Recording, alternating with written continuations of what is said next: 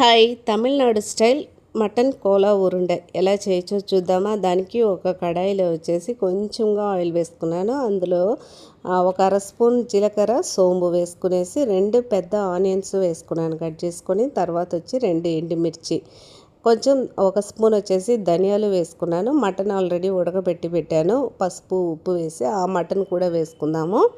వేసుకునేసి బాగా ఫ్రై చేసుకుని ఇందులో కొంచెం ఒక అర స్పూన్ వచ్చేసి కారం వేసుకునేసి మిక్సీలో వేసుకుందాము. ఆరిన తర్వాత వచ్చేసి కొంచెం కొత్తమల్లి, కొంచెం కరివేపాకు వేసుకునేసి బాగా గ్రైండ్ చేసుకుందాము. దాన్ని ఒక బౌల్లో వేసుకునేసి ఒక గుడ్డు మాత్రం కొట్టి పెట్టుకున్నాను. అందులో సగం గుడ్డు మాత్రమే యాడ్ చేస్తున్నాను. యాడ్ చేసి కొంచెం వచ్చేసి శనగపిండి పొడి ఉంది కదా, అది వేసుకుందాము.